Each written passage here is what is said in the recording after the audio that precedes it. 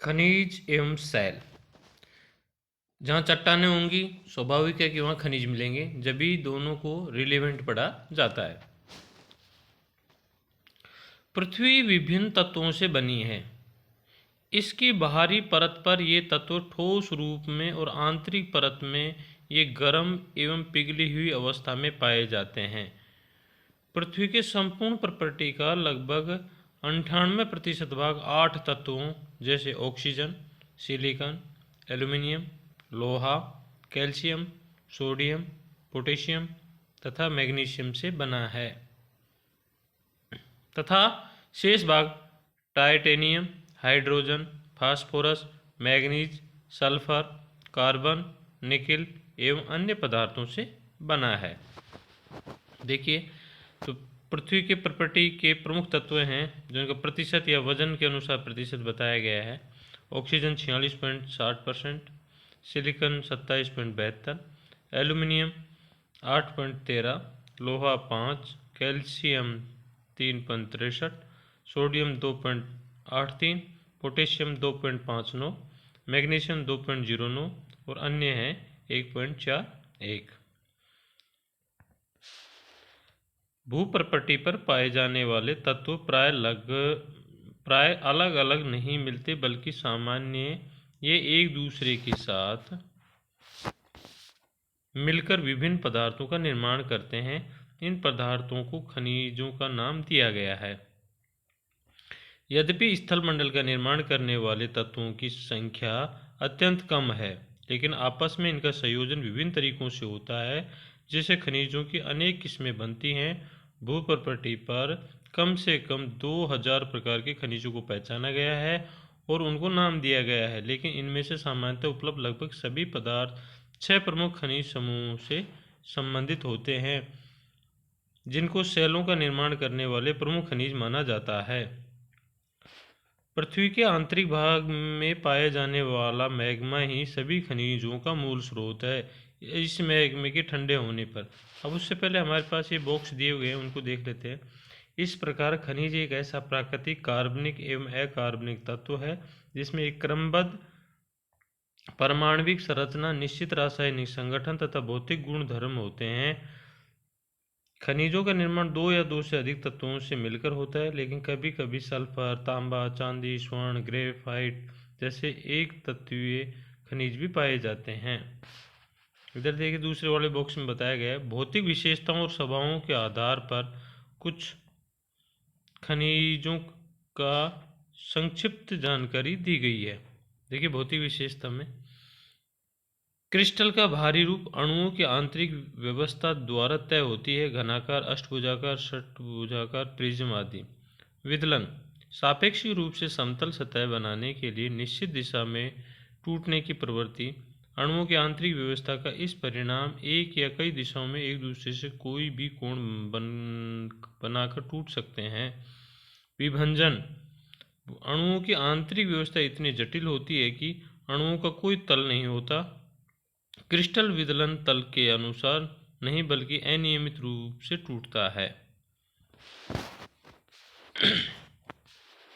चमक रंग के बिना किसी पदार्थ की चमक। प्रत्येक खनिज की अपनी चमक होती है, जैसे मेटेलिक, रेशमी, ग्लासी आदि। रंग कुछ खनिजों के रंग उन्हीं परमाणविक संरचना से निर्धारित होते हैं, जैसे मेलाकाइट, एजुराइट, कैल्शियोपाइराइट आदि। तथा कुछ खनिजों में अशुद्धियों के कारण रंग पाए जाते हैं। उदाहरण के लिए, अशुद्धियों के कारण क्वार्ट्ज का रंग सफ़ेद, हरा, लाल या पीला हो सकता है। धारियाँ किसी भी खनिज के पीसने के बाद बने पाउडर का रंग खनिज के रंग का या किसी अन्य रंग का हो सकता है। जैसे मेलाकाइट का रंग हरा होता है और उस पर धारियाँ भी हरी होती हैं। फ्लोराइट का रंग बैंगनी या हरा होता है, जबकि इस पर श्वेत धारियाँ होती हैं। पारदर्शिता, ट्रांसपेरेंसी। पारदर्शी प्रकाश किरणें इस प्रकार आर पार जाती हैं कि वस्तुएं सीधी देखी जा सकती है। पारभासी प्रकाश किरणें आर पार होती हैं, लेकिन उनकी विसरित हो जाने के कारण वस्तुएं देखी नहीं जा सकती। अपारदर्शी प्रकाश किरणें तनिक भी आर पार नहीं होंगी। संरचना प्रत्येक क्रिस्टल की विशेष व्यवस्था, महीन, मध्यम तथा अथवा खुरदरे पिसे हुए तंतुयुक्त पृथक करने योग्य अपसारी विकिरणकारी कठोरता, सापेक्षिक प्रतिरोध का चिन्हित होना, 10 चुने हुए खनिजों में से 10 तक की श्रेणी में कठोरता मापन। ये खनिज हैं talc, gypsum, calcite, fluorite, apatite, feldspar, quartz, topaz, corundum, हीरा। उदाहरण के लिए इस तुलना में नाखून 2.5 ग्राम है तथा कांच या चाकू की नोक 5.5 है। यानी कठोरता की बात की जा रही है।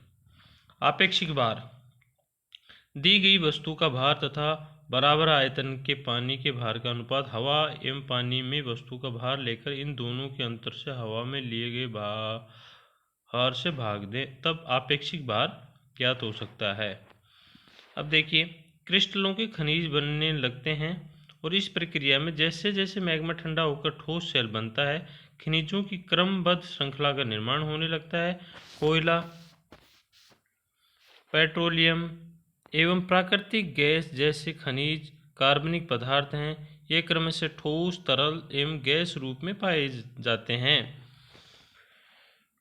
कुछ प्रकार प्रमुख खनिज तथा उनकी विशेषताएं, जैसे फेल्ड्स्पर, सिलिकॉन तथा ऑक्सीजन सभी फेल्ड्स्परों में उपस्थित होते हैं, जबकि सोडियम, पोटेशियम, कैल्शियम, एल्यूमिनियम आदि तत्व भिन्न भिन्न फेल्ड्स्पर में शामिल हैं।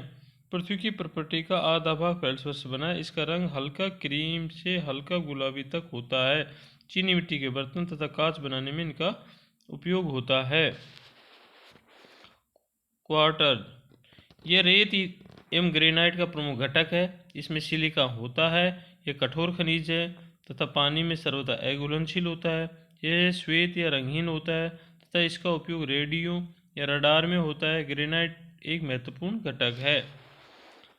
Pyroxene, calcium, aluminium, magnesium, iron तथा सिलिका इसमें शामिल है। पृथ्वी की भूपृष्ठ का 10% हिस्सा पायरोक्सिन से बना है। सामान्यतः यह उल्कापिंड में पाया जाता है। इसका रंग हरा अथवा काला होता है।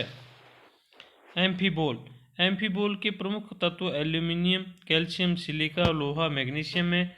इनसे पृथ्वी के भूपृष्ठ का 7% भाग निर्मित है। यह हरे एवं काले रंग का होता है तथा इसका उपयोग एस्बेस्टस के उद्योग में होता है। हॉर्नब्लेंडस भी एम्फीबोल का एक प्रकार है। ये प्रश्न आपको मिल सकता है कभी। हॉर्नब्लेंड किसका एक है? तो एम्फीबोल का एक प्रकार है हॉर्नब्लेंड। माइका, इसमें पोटेशियम, एल्यूमिनियम, मैग्नीशियम, लोहा, सिलिका आदि निहित होते हैं। पृथ्वी की प्रॉपर्टी में इसका 4% अंश होता है। ये सामान्यतः आग्नेय एवं रूपांतरित शैलों में पाए जाते हैं। विद्युत उपकरणों में इसका उपयोग होता है। ओलिविनी, मैग्नीशियम, लोहा तथा सिलिका ओलिविन के प्रमुख तत्व होते हैं। इनका उपयोग आभूषणों में होता है। ये सामान्यतः हरे रंग के क्रिस्टल होते हैं जो प्राय बेसाल्टिक शैलों में पाए जाते हैं। इन प्रमुख खनिजों के अतिरिक्त शैलों में क्लेराइट, कैल्साइट, मैग्नेटाइट, हेमेटाइट, बॉक्साइट तथा बेराइट जैसे अन्य खनिज भी कुछ मात्रा में उपस्थित होते हैं। धात्विक खनिज, इन धातु तत्व होते हैं और इनको 3 प्रकार से विभाजित किया जा सकता है। बहुमूल्य धातु, स्वर्ण, चांदी, प्लेटिनियम आदि। लोहा एवं स्टील के निर्माण के लिए लोहे में मिलाई जाने वाली अन्य धातुएं। अलोहिक धातु, इनमें ताम्र, सीसा, जिंक, टिन, एल्यूमिनियम आदि धातु। अधातु, इनमें धातु के अंश उपस्थित नहीं होते। गंधक, फास्फेट तथा नाइट्रेट अधातुक खनिज हैं। सीमेंट अधातुक खनिजों का मिश्रण है। सैलें, जिसे चट्टान कहते हैं। अब देखिए, हम सैलों के बारे में पढ़ रहे हैं। भू प्रॉपर्टी की पृथ्वी की प्रॉपर्टी सैलों से बनी है। सैल का निर्माण एक या एक से अधिक खनिजों से मिलकर होता है। कठोर सैल कठोर या नरम तथा विभिन्न रंगों की हो सकती है, जैसे ग्रेनाइट कठोर है तथा सैलखड़ी नरम है। गैब्रो काला तथा क्वार्ट्ज दूधिया सफेद हो सकते हैं। सैलों में खनिज घटकों का कोई निश्चित संगठन नहीं होता। सैलों में सामान्यतः पाए जाने वाले खनिज पदार्थ फेल्ड्स्पर तथा क्वार्ट्ज। सैल एवं स्थलाकृतियों तथा सैलों एवं मृदा के निकट संबंध होने के कारण भूगर्भ शास्त्रियों को सैलों का मौलिक ज्ञान होना आवश्यक होता है। सैलों के विभिन्न प्रकार हैं। पेट्रोलॉजी सैलों का विज्ञान है, यानी शैल चट्टानों का विज्ञान पेट्रोलॉजी कहलाता है। एक पेट्रोशास्त्री शैलों के विभिन्न स्वरूपों का अध्ययन करता है, जैसे खनिज की संरचना, बनावट, गठन, स्रोत, प्राप्ति स्थल, परिवर्तन एवं दूसरी शैलों के साथ संबंध।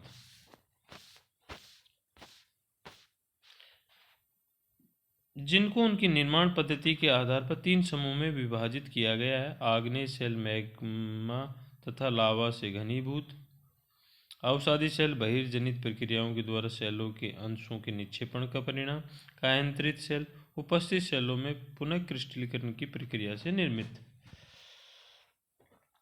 चूंकि आग्नेय शैलों का निर्माण पृथ्वी के आंतरिक भाग के मैग्मा एवं लावा से होता है, इनको प्राथमिक शैलों भी कहते हैं। मैग्मा के ठंडा होकर घनीभूत हो जाने पर आग्नेय शैलों का निर्माण होता है।